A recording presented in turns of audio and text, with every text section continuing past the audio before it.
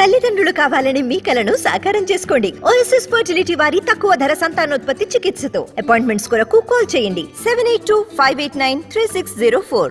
HMDA మాజీ director Balakrishna ఏసీబీకి పట్టుబట్టంతో తెలంగాణలో తీవ్ర చర్చనీయాంశమైంది. నిన్న మొన్నటి వరకు క్షేత్రస్థాయి సిబ్బంది, క్లర్కికల్ సిబ్బంది ఏసీబీకి చిక్కితే ఇప్పుడు ఓ ఉన్నతాధికారి ఏసీబీకి చిక్కడం కలకలం రేపింది. దీంతో హెచ్ఎండిఏలో అవినీతి అధికారులు తేలుకుట్టిన దొంగల్లా మారిపోయారు. ప్లానింగ్ విభాగంలో బాలకృష్ణ బినామీలతో పాటు మిగతా విభాగాల్లోని ఉన్నతాధికారులు తమ అక్రమ ఆస్తులను కాపాడుకునేందుకు నానా తంటాలు పడుతున్నారని హెచ్ఎండిఏ ఉద్యోగులు చర్చించుకుంటున్నారు. హెచ్ఎండిఏ మాజీ డైరెక్టర్ బాలకృష్ణ ఇళ్లలో ఏసీబీ తనిఖీలు, ఆస్తిపత్రాలు, నగదు సీజ్, అరెస్ట్, విచారణ, రిమాండ్, జైలుకు తరలింపు ఇలా అన్ని 2 రోజుల్లో చకచకా జరిగిపోయేసరికి అవినీతి అధికారులు ఉలిక్కి పడుతున్నారు. బాలకృష్ణ అరెస్టుతో టౌన్ ప్లానింగ్, జీహెచ్ఎంసీ, సిడిఎంఏ అధికారుల్లోనూ టెన్షన్ పెరిగిపోయింది. బాలకృష్ణ ప్రలోభాలకు గురైన అధికారుల్లో గుబులు మొదలైంది. హెచ్ఎండిఏ పరిధిలో బాలకృష్ణ ఆదేశాలతో ప్రాజెక్టులను క్లియర్ చేసిన ఏఎంయూడీ అధికారులు సైతం భయపడిపోతున్నారు. ఇప్పటికే హెచ్ఎండిఏలోని ప్లానింగ్ డిపార్ట్మెంట్లో పనిచేస్తున్న పలువురు టౌన్ ప్లానింగ్ అధికారులు సైతం ఎక్కడ తమకు ఈ కేసు చుట్టుకుంటుందోనని భయపడుతున్నారు. హెచ్ఎండిఏ డైరెక్టర్గా బాలకృష్ణ ఉన్నప్పుడు ఆయన దగ్గర పనిచేసిన పలువురు ప్లానింగ్ అధికారులు కూడా పలువురు లేఅవుట్ యజమానుల నుంచి ప్లాట్లు, డబ్బును ముడుపులుగా తీసుకున్నట్లు ఆరోపణలు వినిపిస్తున్నాయి.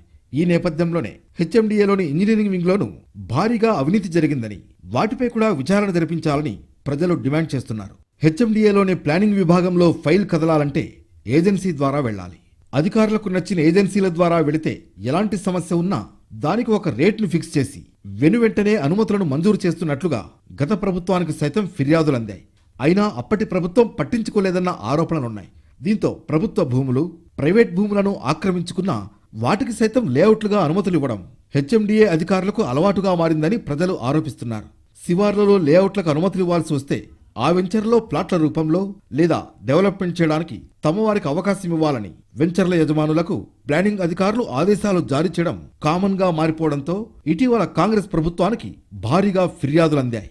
బాలకృష్ణ హెచ్ఎండిఏ డైరెక్టర్ గా పనిచేసిన సమయంలో ఆయన చెప్పినట్లు చేసిన 2 అధికారులు మార్చి నెలాఖరులో రిటైర్మెంట్ కు దగ్గరలో ఉన్నట్లుగా తెలుస్తోంది. అయితే వారిద్దరూ ఫిబ్రవరి నుంచి సెలవుపై విదేశాలకు వెళ్లేందుకు ప్లాన్ చేసుకున్నట్లు సమాచారం.